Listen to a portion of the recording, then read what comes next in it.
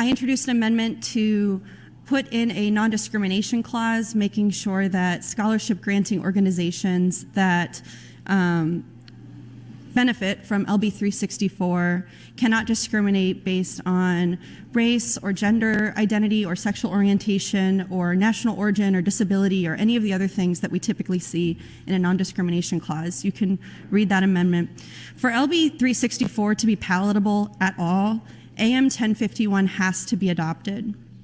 Even proponents of LB364 agree that putting a non-discrimination clause in there ensures that any of the scholarship granting organizations that benefit from LB364 are giving that taxpayer money back to institutions that will not discriminate legally against students in their schools.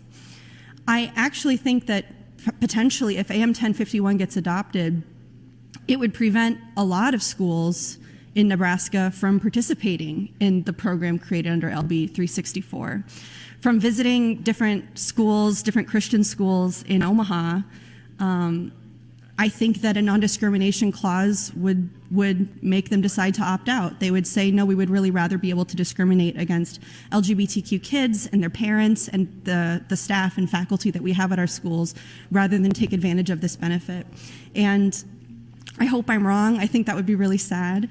But in order for LB364 to even be a sliver of a good bill, we have to make sure that the money is going to organizations that do treat every student equally. So I encourage your green vote on AM 1051. Thanks, Mr. Lieutenant Governor. Thanks, Senator Hunt. Before proceeding, Senator Lowe would like us to recognize Dr. John Jacobson of Kearney, Nebraska, who's serving as today's family physician of the day. Dr. Jacobson is with from Kearney, as I say. He's on the north balcony. Doctor, thank you for being here.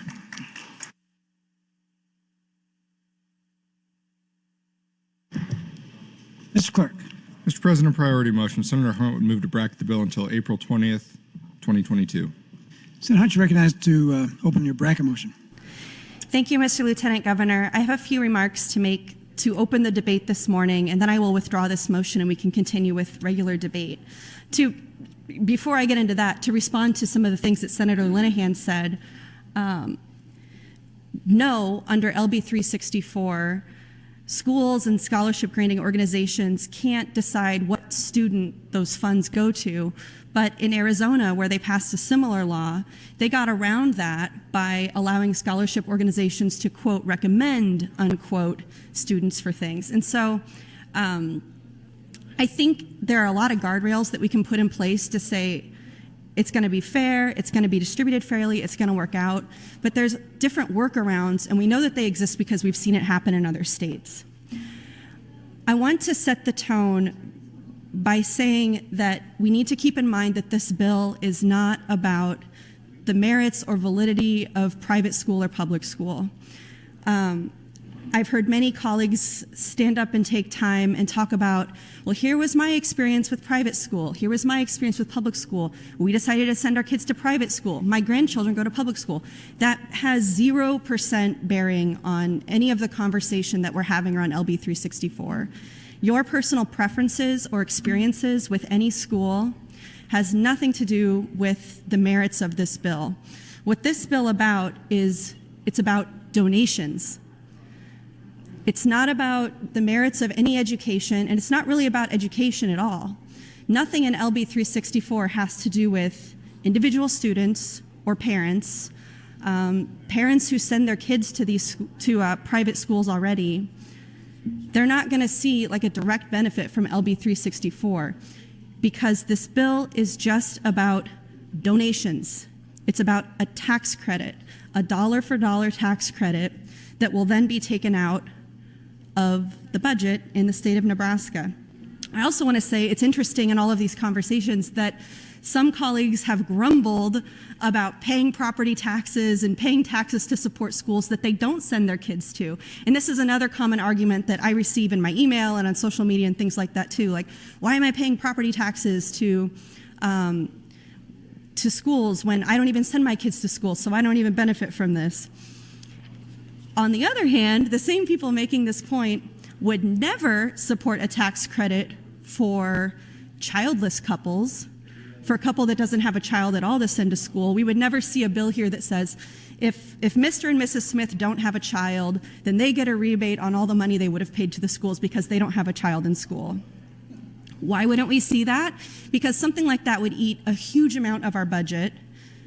And honestly, because people making this argument would prefer to reward people like themselves who are good Christians who send their kids to private schools.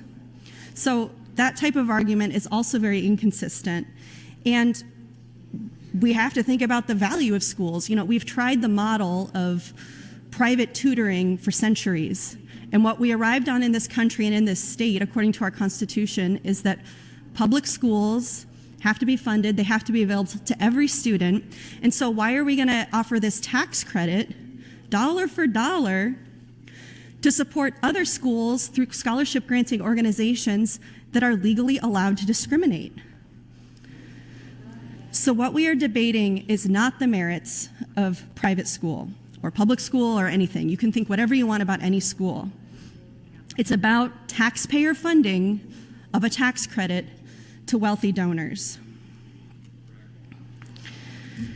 The tax credit means that dollar for dollar, donations to private schools and scholarship granting organizations will come out of public funds, which means public education. It also means roads, it means libraries, it means infrastructure, it means COVID relief, it means whatever else we spend public funds on.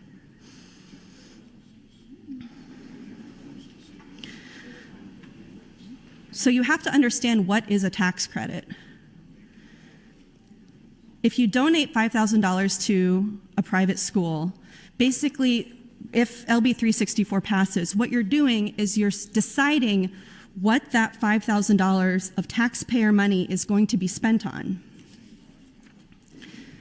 And what tax credits are supposed to be for is incentivizing the public good. We provide tax credits after extensive debate as a body for things that we generally agree are going to promote the public good. New hospitals, expansions to universities, things like that. Starting new businesses, supporting companies and workers in Nebraska.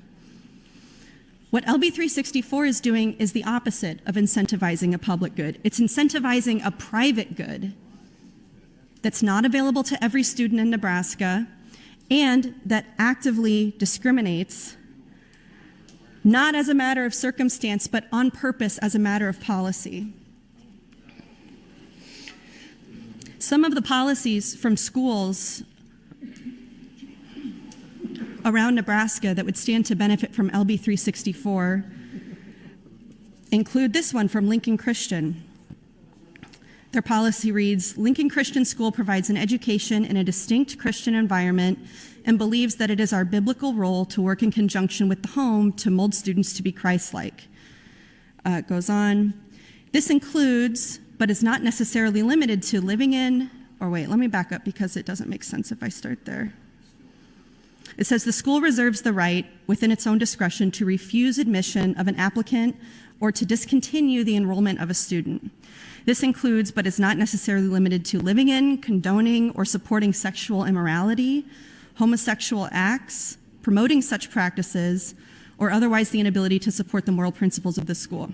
What is promoting homosexual acts? If a kid has like a rainbow button pin that they wear on their backpack, are they promoting homosexual acts? Forget about having a gay parent. Those kids would not be allowed in these schools.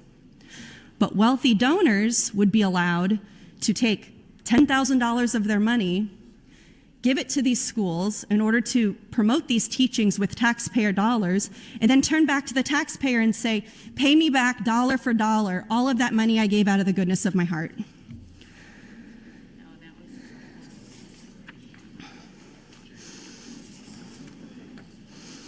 People are already free to donate to private schools with their own money. They already get a tax deduction. It's a great deal. We don't have to change the price and the value of making a donation to a private organization, which is what LB364 would do. You already get some money back if you give $10,000 to one of these schools that says you can't promote homosexuality. You already get some money back. Oh, but that's not enough. You want the full refund.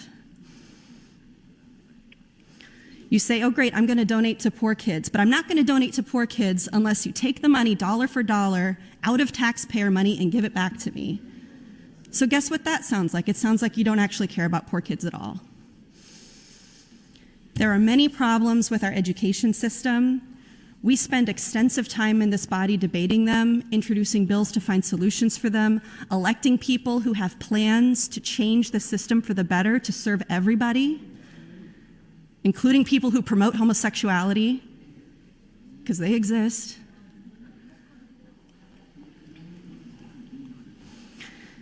But the way to do that is not by passing LB364. It doesn't solve the problem that we're actually seeking to solve.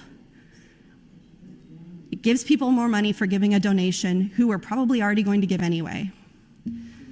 It's not going to incentivize, middle income people to donate to schools, because all of the $5 million of tax credits that are allowed under LB364 are going to be given away by January 1st.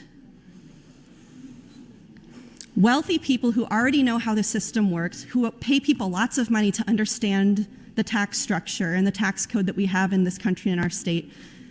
1 minute. They're going to know that on January 1st, if they give the maximum amount that they can give to take that half off of their income tax, what they owe, they're going to do that right away.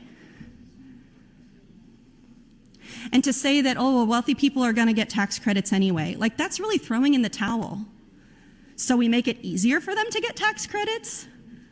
They're going to get them anyway, so we just make it easier for them to get a dollar for dollar, give me my money back because I did a good deed? We got the grip. We've got a ton of bills going through the Education Committee, through Revenue, that will help students, that will help children, that will help low-income people, and a lot of them I don't see you guys supporting on the regular. So I encourage you to vote for AM 1051. We need to have a non-discrimination clause for this bill to work at all. And with that, I withdraw my motion. Thank you, Mr. Lieutenant Governor.